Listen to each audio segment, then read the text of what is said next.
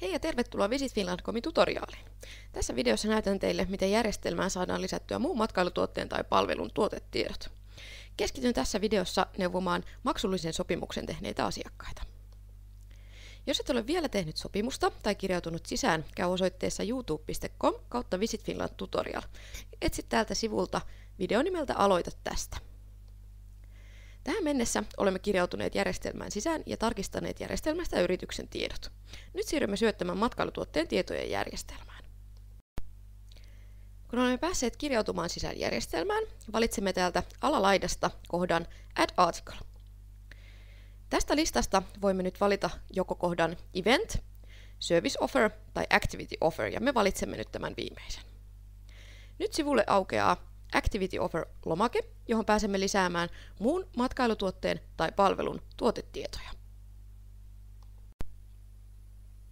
Aloitetaan Activity Offer-lomakkeen täyttäminen täältä Article Name-kohdasta. Tähän kirjoitetaan nimi, jolla tämä lomake tallennetaan. Tuotetiedot lisätään vähintään englanniksi ja suomeksi, mutta voit lisätä ne kaikilla kohdemarkkinoiden kielillä. Kohdassa Default Language saa olla koko ajan englanti. Kohtaan Name kirjoitetaan tuotteen tai palvelun nimi, ja kohtaan Short Description lisätään mahdollisimman kuvaava kirjoitus tuotteesta tai palvelusta, ja tämä kirjoitus saa olla maksimissaan 240 merkkiä. Nyt kohdasta Small Image käydään lisäämässä pieni kuvake järjestelmään, ja tämä kuva näkyy portaalin hakutuloksissa. Painetaan kohtaa selaa ja käydään valitsemassa kuva omista kuvatiedostoista kaksoisklikkaamalla. Tämän pienen kuvan tulee olla minimissään 280 x 170 pikseliä.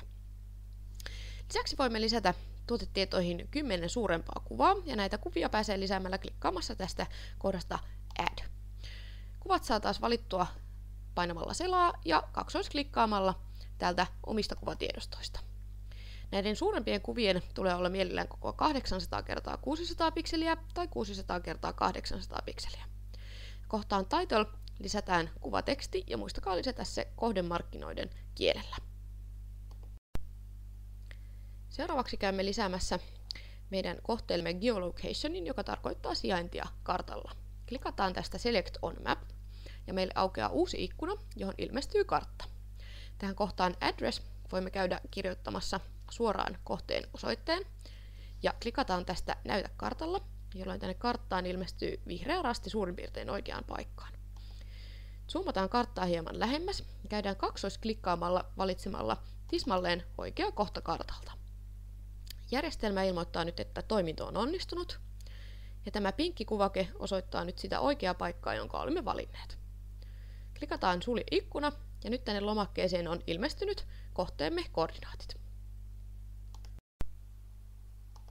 Kohtaan Long Description voit kirjoittaa Short Descriptionia pidemmän kirjoituksen tuotteesta tai palvelusta.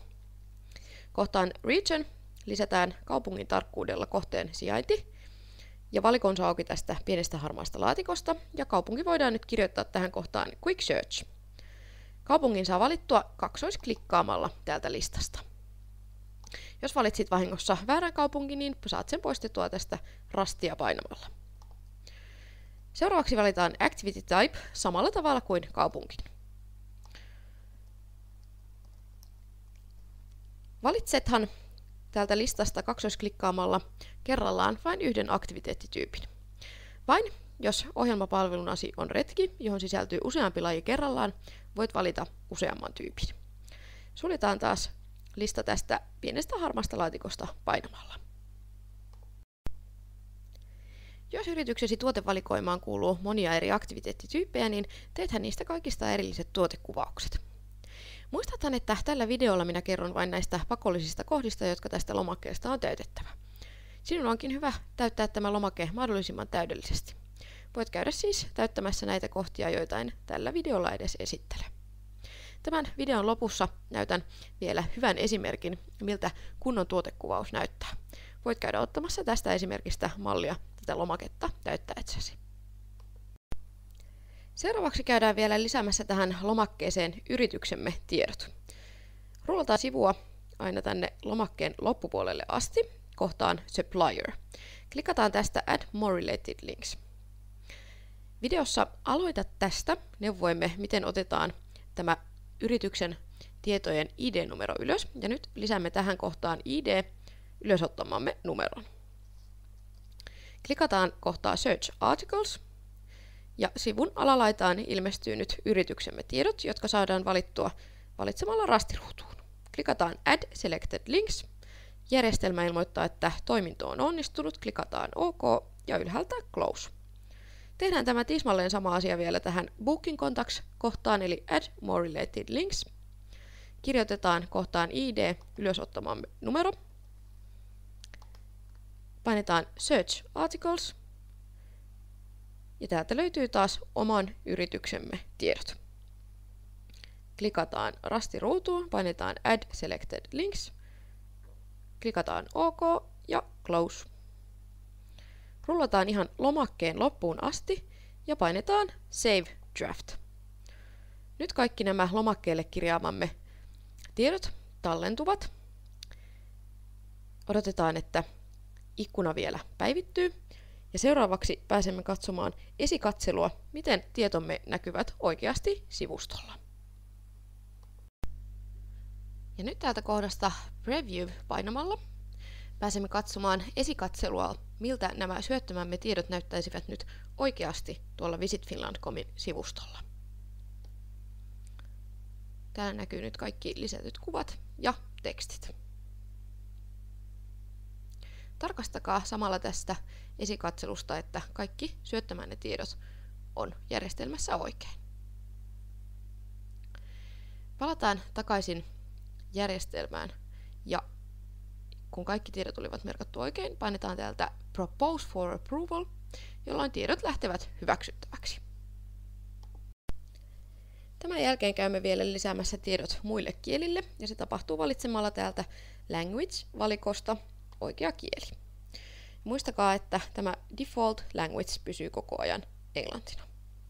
Odotetaan hetki, että sivu päivittyy. Ja käydään nyt tänne lomakkeelle muuttamassa kaikki tiedot, johon on merkattu tällainen lipukuva. Kun nämä tiedot on taas vaihdettu, niin painetaan Save Draft. Katsotaan Previewstä, että tiedot on oikein ja lähetetään tarkastettaviksi Propose for Approval-nappia painamalla. Nyt kun olet kirjoittamassa muun matkailutuotteen tai palvelun tuotetietojen järjestelmään, voit käydä osoitteessa bit.ly/esimerkki katsomassa PDF-dokumenttia, johon on esimerkillisesti kirjattuna, miten tuotekuvaus kannattaa tehdä.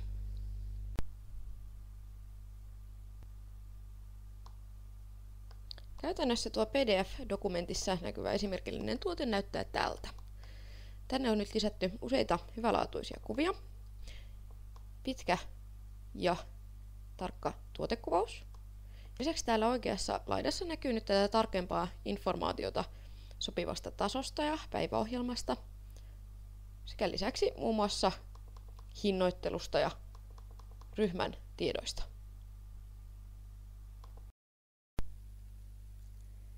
Muistathan tuotetta lisätessäsi täydentää lomakkeeseen vähintään nämä 11 tässä listassa näkyvää kohtaa. Koska olet tehnyt maksullisen sopimuksen, sinun kannattaa täydentää lomake muutenkin mahdollisimman täydellisesti. Maksullisen sopimuksen tehtyäsi saat lisättyä tähän lomakkeeseen muun muassa www-sivusi osoitteen. Lisää tiedot ensin kokonaan englanniksi, tallenna, vaihda kieli suomeksi ja tallenna uudestaan. Suosittelemme lisäksi lisäämään tuotetiedot myös muilla kohdemarkkinoiden kielillä. Tälle sivustolle on tulossa myöhemmin vielä myös ohjeet varaustoiminnon liittämiseksi tuotekuvaukseen. Kiitos seurasta ja nähdään visitfinland.comilla.